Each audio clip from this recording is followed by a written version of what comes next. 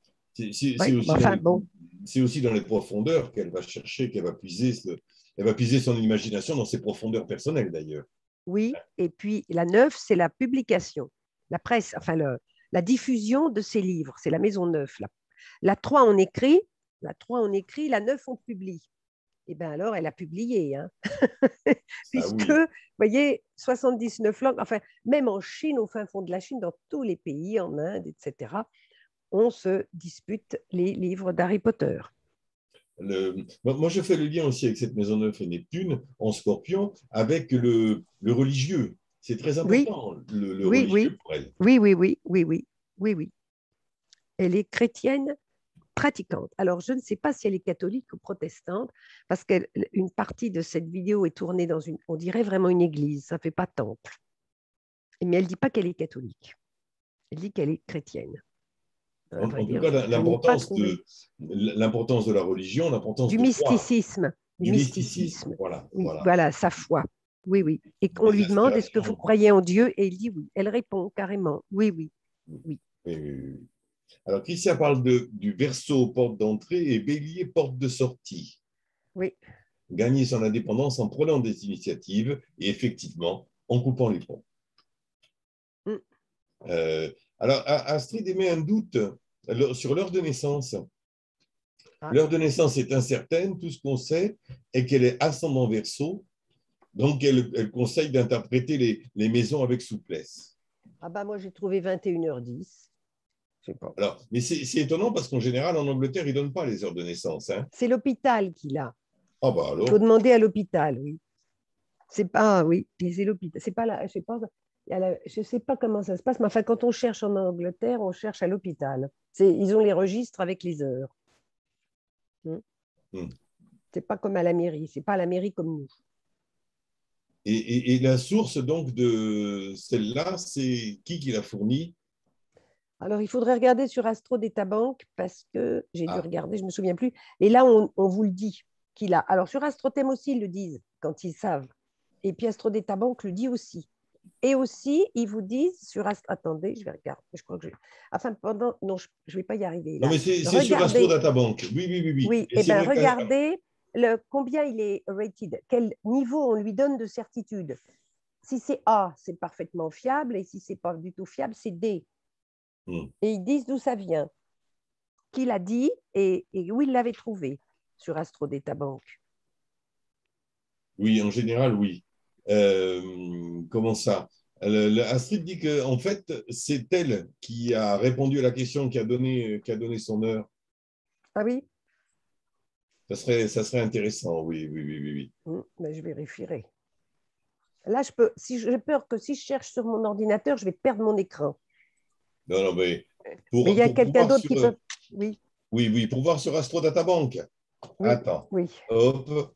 Rolling. Ah oui, mais c'est que ici. Ah ben, je vais peut-être faire sur mon téléphone, Astro Databank.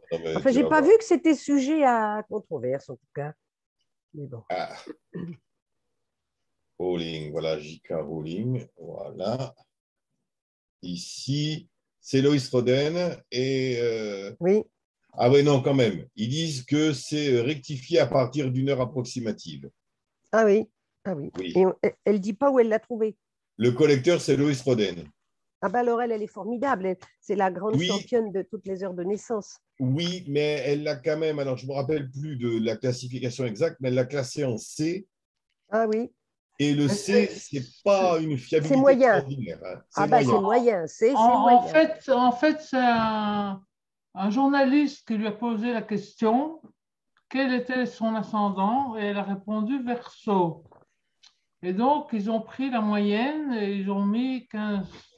Ah oui, carrément. Le milieu du signe. Bon. Donc, elle peut être ascendant un peu décalé. Et donc, c'est ça qu'à ce moment-là, on doit être un peu souple dans notre interprétation. Voilà.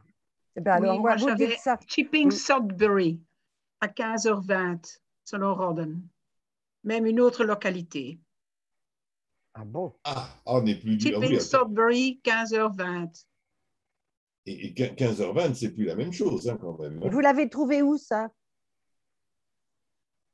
Christiane, la source de cette heure et lieu?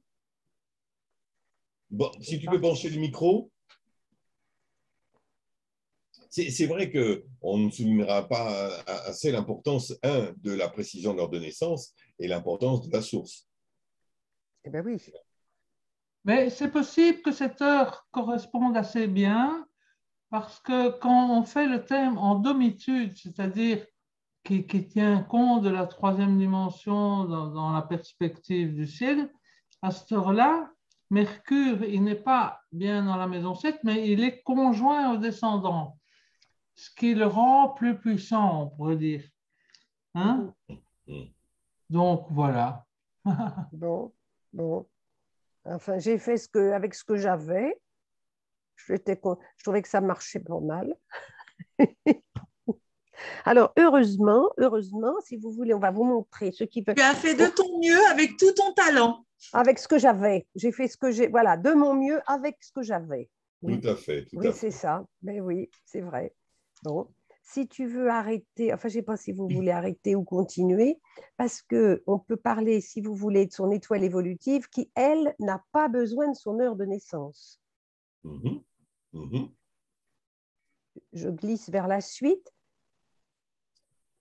Je ne sais pas si tu veux continuer l'enregistrement ou arrêter, je ne sais pas. Non, peut-être qu'il vaut mieux continuer parce que c'est intéressant.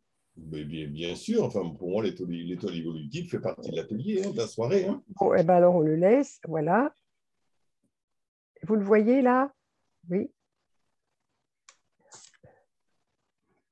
Ah, là, le prénom, c'est Johan. Oui, Johan. Alors, oui, Johan Rowling. Donc, quand on commence l'interprétation d'une étoile évolutive, eh bien, généralement, on va commencer par interpréter le poste qui est tout en bas, qui s'appelle le poste 3 et qui correspond en fait à notre programme de vie. Alors là, c'est extrêmement intéressant parce que nous voyons que Joan Rowling, eh bien, elle a une impératrice au poste 3. Alors, dans l'étoile évolutive, on va fonctionner un petit peu comme en astrologie avec une notion de domicile. C'est-à-dire que l'impératrice, qui est l'arcane 3, se retrouve au poste 3. Donc, elle va vraiment rayonner de toute sa superbe. Et dans le tarot, l'impératrice, c'est vraiment l'arcane de l'écrivain, en tous les cas, de la femme qui a des choses à dire, à exprimer, à écrire. D'ailleurs, Catherine vous le disait, en dehors du fait qu'elle écrive des livres, on lui demande son avis. L'impératrice, c'est vraiment la carte de l'intelligence, du mental, du raisonnement. Ce que nous voyons très bien d'ailleurs dans son thème astrologique, avec le nœud nord en Gémeaux, toute cette importance du mental, de l'écriture, et puis aussi, bien sûr, de Pallas à l'ascendant. Mais c'est aussi une pédagogue, puisque elle a enseigné déjà dans un premier temps, et puis en fait, ses livres sont des mines d'enseignement philosophique pour la jeunesse. Et l'arcane de l'enseignant, c'est le pape. Donc ce pape se trouve aussi dans son étoile évolutive au poste 5. Alors je précise que, pour ceux qui ne connaissent pas le tarot, que le pape, c'est l'arcane 5.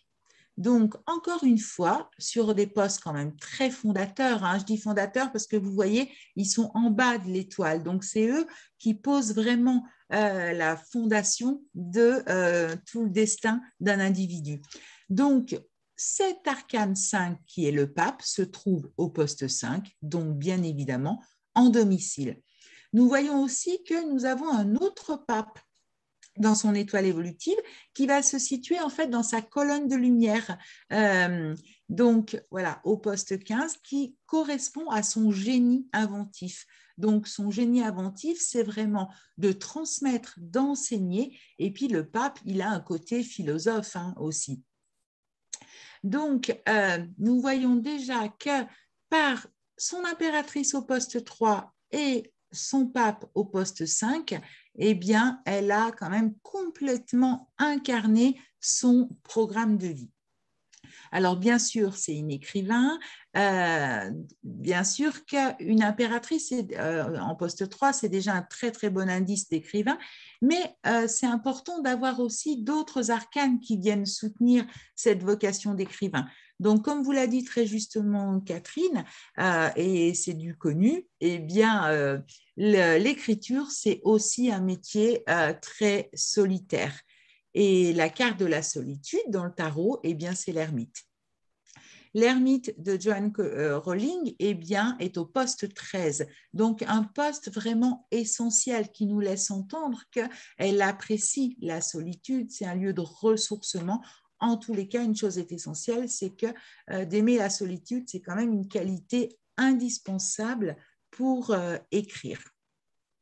Alors, écrire, bien sûr, ça requiert du mental, il faut avoir des choses à dire. Et donc, ça, l'impératrice au poste 3 nous parle de cette notion-là.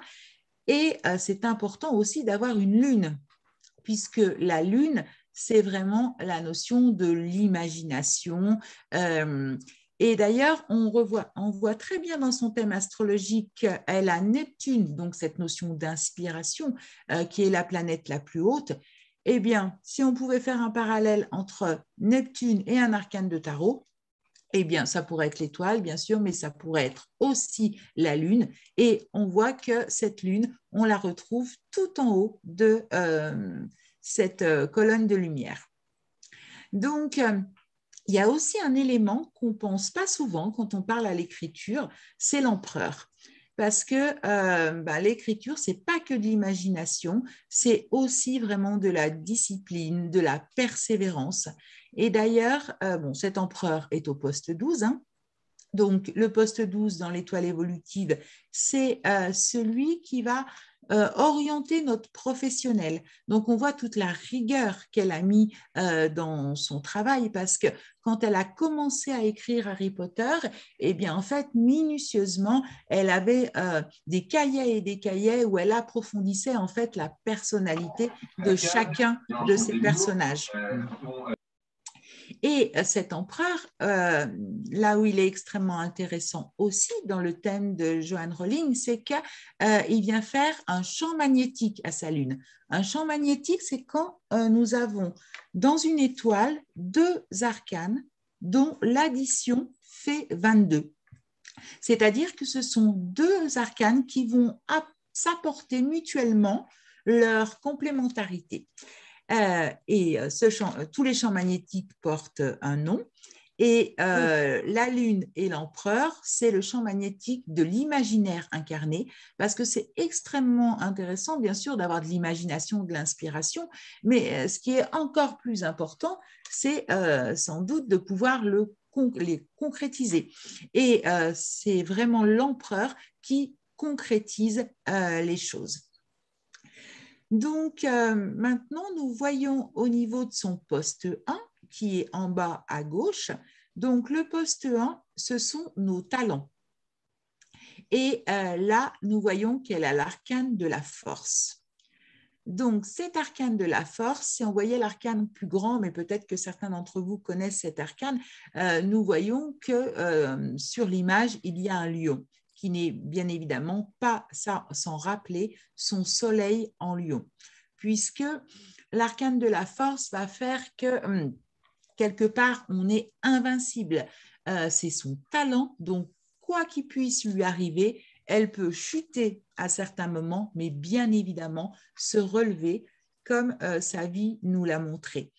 D'ailleurs, nous voyons qu'elle a dans son étoile évolutive donc la force dont je viens de parler, qui est son talent. Elle a un diable qui donne vraiment un pouvoir, une puissance extrêmement importante. Et puis, elle a aussi l'arcane sans nom. Et quand, dans une étoile évolutive, on a ces 3 arcanes, eh bien, nous faisons partie de la famille des invincibles, puisque ce sont quand même 3 arcanes extrêmement puissants.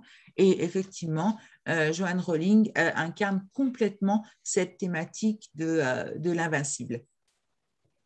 Alors, dans une étoile, nous avons aussi 3 postes de manque.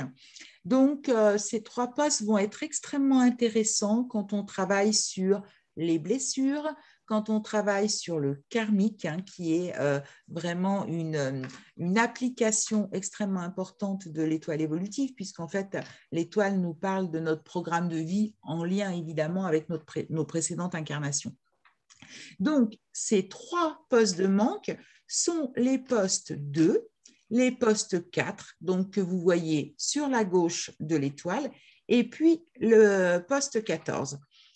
Et ce qui est intéressant dans ces postes de manque, c'est que ça indique qu'à l'âge qui correspond à ces arcanes, il s'est passé un événement, bien évidemment, souvent extrêmement douloureux, difficile, en lien, comment dire, avec le karmique.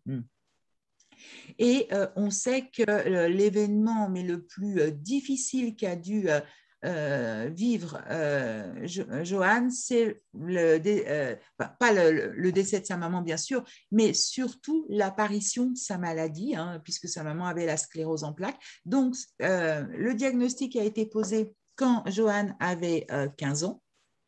Et nous voyons que Tempérance, c'est l'arcane 14 et que le diable, c'est l'arcane 15.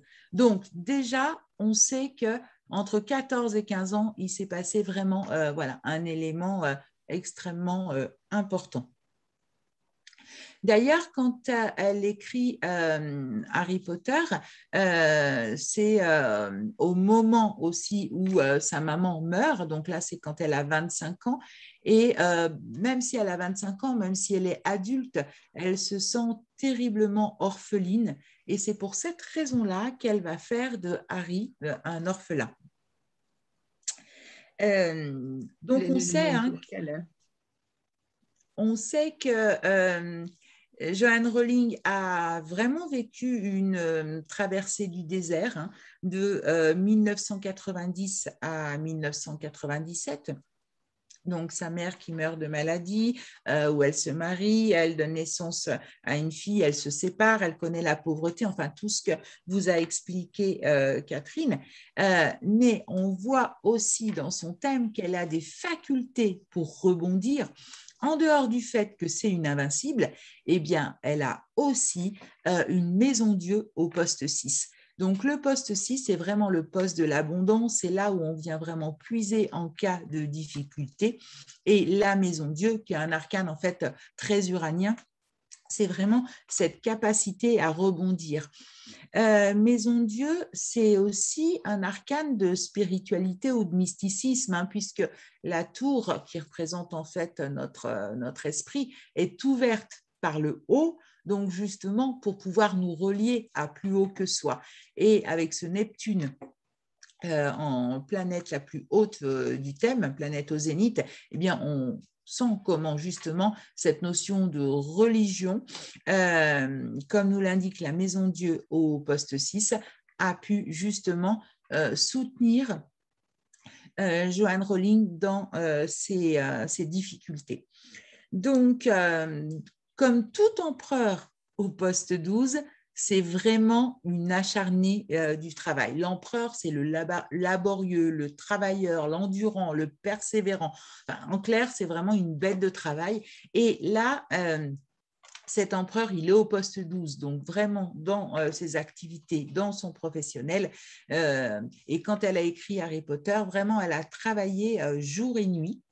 Et donc, c'est le 26 juin 1997 que pour la première fois sort Harry Potter. Donc, en 1997, pour celles qui connaissent l'étoile évolutive, de toute façon, elle apparaît comment dire, dans son étoile. À ce moment-là, elle a un soleil au poste 7, c'est-à-dire que pour elle, c'est une année soleil. Donc, bien évidemment, ça vient marquer le début d'une nouvelle période, un petit peu comme quand on dit on voit le soleil après avoir fait la traversée du tunnel. Mais surtout, ce soleil, c'est un champ magnétique à son impératrice du poste 3. Donc, voilà, on voit vraiment qu'à ce moment-là, son métier eh bien, d'écrivain va bien évidemment briller de mille feux. Et c'est sans doute dans son discours, le discours qu'elle a prononcé à Harvard lors de la remise des diplômes, ce discours de 2008, qu'on retrouve vraiment les traits de caractère de Joanne Rowling. Donc, je dirais peut-être déjà un petit côté provoque, qui serait le côté uranien de l'astrologie, mais qui serait vraiment la maison Dieu en poste 6, puisque elle vient prononcer un discours lors d'une remise de diplôme et son discours s'appelle « Les bienfaits de l'échec ». Donc, personnellement, moi, je trouve ça super marrant et extrêmement osé. Et de l'audace, elle en a, puisque vous remarquez son magnifique chariot au poste 9. Et je crois que voilà, le mot-clé qu'on peut dire d'un chariot, c'est vraiment de se donner les autorisations qu'on ressent au plus profond de soi et avoir de l'audace. Donc, les bienfaits de l'échec, c'est justement ce champ magnétique entre chariot et diable, ce diable qui nous parle justement que, eh bien, il y a des moments où on va perdre son pouvoir, puisque ce diable, il est en poste de manque, donc bien évidemment, qu'il nous indique qu'on va traverser des moments un petit peu difficiles où on va tout remettre en question, mais qu'en fait, c'est juste pour aller chercher au plus profond de nous toute cette force qui l'anime profondément pour justement rebondir à chaque fois. Et le titre de ce discours, c'est « Les bienfaits de l'échec, certes, et l'importance de l'imagination ». Donc, l'importance de l'imagination, bien sûr qu'on la voit très nettement avec la Lune au poste 16. D'ailleurs, elle dira se fixer des objectifs que l'on peut atteindre est une chose extrêmement importante dans la vie. Se fixer des objectifs, c'est véritablement ce chariot au poste 9. Alors, Catherine vous a parlé beaucoup de ces citations par rapport à l'astrologie, donc moi, je ne reviendrai pas spécialement dessus. Une peut-être qui me paraît extrêmement importante, c'est par rapport à son arcane, son nom au poste 14, où elle nous dit l'échec m'a fait séparer de tout le superflu. Et c'est de cette manière-là que j'ai commencé à concentrer toute mon énergie sur la seule œuvre qui m'importait vraiment. Donc ça, c'est important parce que dans le tarot, enfin ceux qui ne connaissent pas le tarot, eh ben, l'arcane, son nom, qui représente un petit peu un squelette, c'est l'arcane qui fait peur en fait aux néophytes du tarot, mais c'est un merveilleux arcane de renaissance qui nous dit qu'il suffit juste de mettre le coup de faux dans tout ce qui est faux pour justement accomplir sa plus belle œuvre, parce que sur la colonne vertébrale de ce personnage, eh bien, on a les épis de blé qui sont quand même toutes là symboliques de la Renaissance, qui correspond complètement d'ailleurs à son Pluton du thème de naissance. Alors, elle a travaillé à Amnesty International, comme Catherine vous l'a indiqué, donc une activité qu'elle a fait avec énormément d'empathie. Et l'empathie, c'est véritablement la Lune, toujours cette Lune qu'on retrouve au poste 16. Et elle avait pour rôle vraiment d'apporter son aide aux prisonniers.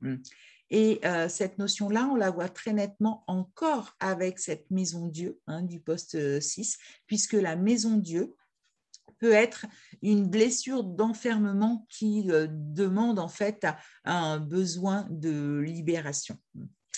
Alors, je vais vous lire comment la dernière phrase qu'elle a écrite dans justement qu'elle a prononcée dans son discours à Harvard, tout simplement parce que, bon, déjà, je la trouve magnifique et puis surtout, je la trouve vraiment d'actualité, même si on est en 2021, parce qu'on est malgré tout dans une période qui est encore un petit peu mouvementée et je trouve ce texte particulièrement inspirant.